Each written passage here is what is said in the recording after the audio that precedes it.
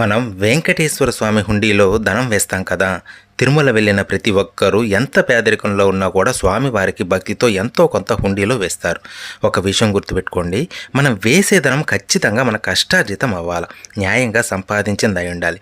అటువంటి ధనాన్ని మాత్రమే హుండీలో వేయాలి. ఆ ధనానికి మనకి మంచి ఫలితం అనేవి వస్తాయి. అసలు చాలామంది అనుకున్నది ఏంటంటే, డబ్బులు హుండీలో వేసేస్తే మన పాపాలు స్వామి తీసేస్తాడని అనుకుంటారు. అలా ఎప్పటికీ జరగదు. డబ్బిస్తేనో లేకపోతే ఓటేస్తేనో రుణమాఫీ చేయడానికి స్వామి పొలిటీషియన్ కాదు కదా. కాబట్టి ఒక్క రూపాయి అయినా కూడా న్యాయంగా సంపాదించింది అయితే చాలు. సకల సంపదలకు అధిష్టాన దేవత అయిన మహాలక్ష్మి ఆయన చెంత ఉండగా మన డబ్బు ఆయనకు అవసరమా చెప్పండి. భక్తితో ఒక్క పైసా మన హుండీలో వేసినా అంతకు 100 రెట్లుగా స్వామి తిరిగి ఇచ్చేస్తారు.